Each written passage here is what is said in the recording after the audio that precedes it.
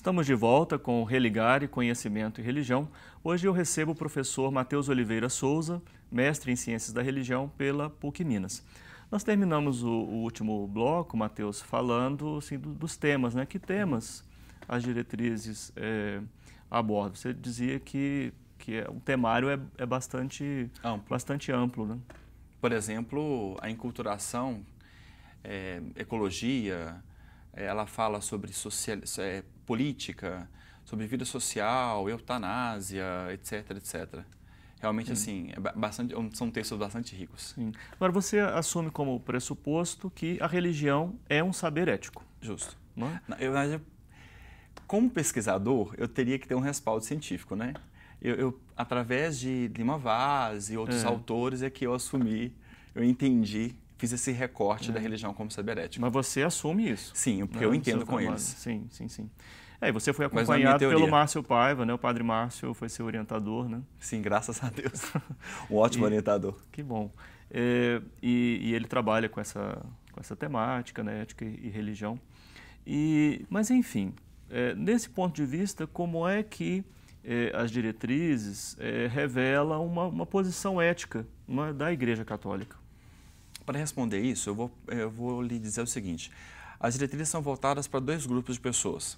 Primeiro, para os agentes de pastoral e para aqueles que vão estar à frente. Então, são bispos, leigos, engajados, irmãs de caridade, religiosos, comunidades, etc. E também para o povo de Deus, como um todo, para toda a humanidade.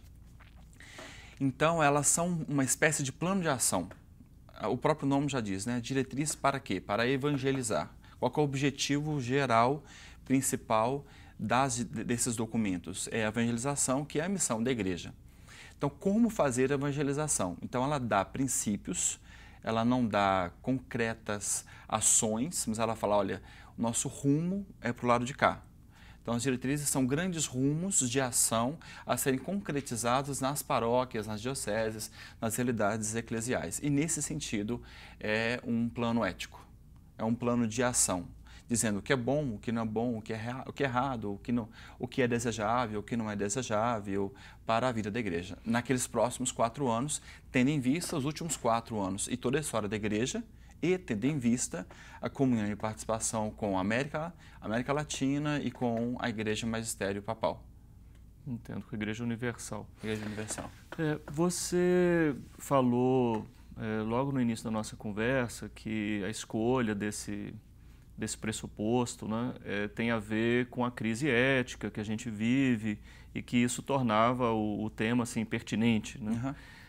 O que você quis dizer exatamente com estamos vivendo uma crise ética? Pois foi uma pergunta que me fizeram, inclusive, na banca. Quando eu digo que há uma crise ética, eu estou dizendo com as diretrizes. Eu me esforcei muito em ser um leitor das diretrizes. A última diretriz, que é de 2015 a 2019, ainda em vigência, na sua opinião, nós estamos vivendo uma crise ética porque nós vemos um mundo hoje de fundamentalismos, unilateralismos, às vezes a palavra não sai. É difícil mesmo. Meio trava-língua, né? Pois é. Nós estamos vivendo uma época em que os nossos cristãos não sabem muito bem, não têm uma imagem lúcida do que é a igreja. Segundo essa mesma diretriz, o que daria necessidade de uma nova evangelização, uma reevangelização. Mesmo os que sabem de Cristo, meio não sabem quem é Cristo, ou Cristo nunca foi falado. Estamos numa época de globalização que acaba de desnorteamentos totais, tanto nas ações quanto nas relações humanas, o que seria uma crise ética. E aí esse documento fala que nós não estamos mais numa época de mudança, mas uma mudança de época. Quer dizer, não é que a época é de grandes transformações, não é a época que traz transformações, tudo transformou. Nós estamos entrando num mundo novo, o que cria uma crise. A gente só sai destruindo alguma coisa.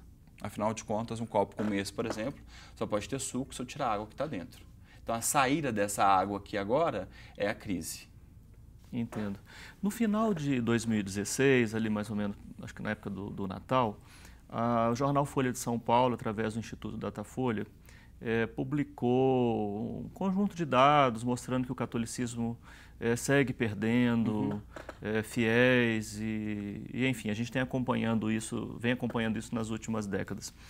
E o jornal concedeu também apresentou uma entrevista, não é, com o secretário-geral da CNBB, e ele disse que a Igreja está mais preocupada com pessoas comprometidas com a justiça do que com o número de fiéis.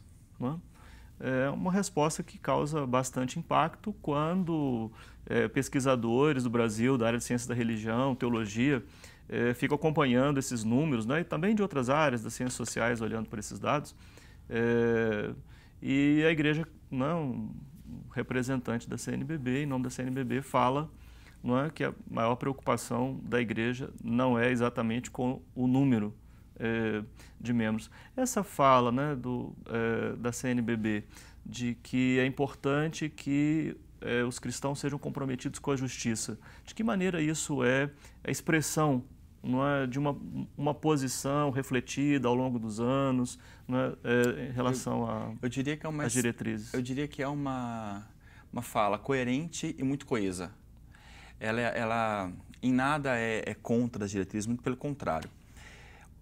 Vamos lembrar que as diretrizes, elas são a autorreferencialidade também da CNBB. Ela diz quem é, ela diz o que ela está fazendo, ela também está expressando o que ela quer e o que ela não quer.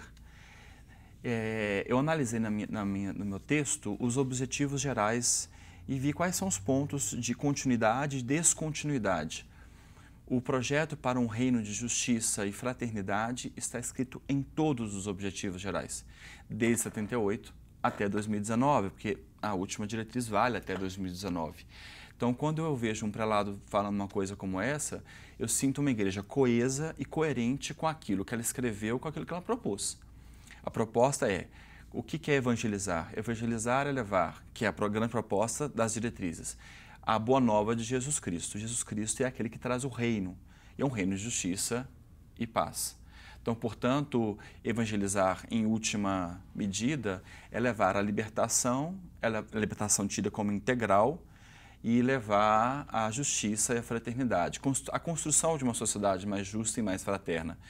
Nos objetivos gerais não está aumentar o número de fiéis, nos objetivos gerais que mandam, que coordenam as diretrizes, não está encher igrejas, batizar pessoas. Lá está a construção de uma sociedade justa e fraterna, porque isso é a boa nova de Jesus Cristo. Sim. Nesse sentido, essa orientação ética é também um plano de ação política? Me perguntei muito, Flávio, porque bem sabemos que o tema da libertação, que foi visto às vezes como marxismo ou um plano político, até que ponto isso é presente nas diretrizes?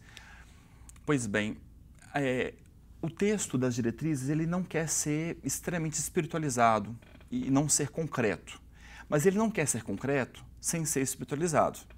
Então há uma tensão, há o transcendente e há o imanente. Eu acho que as diretrizes ela está tentando fazer com que os dois mundos se encontrem. Ela não é um plano político, mas ela também traz traços de ações éticas, sociais e políticas. Às vezes com maior incidência, às vezes com menor incidência, dependendo da época em que aquele texto foi editado. Eu sei que você me entendeu bem, eu não estou falando da política partidária, nem como, por exemplo, alguns grupos religiosos, pessoas religiosas que querem ocupar espaços de poder, né, na Câmara, no Judiciário, até no Executivo. Né?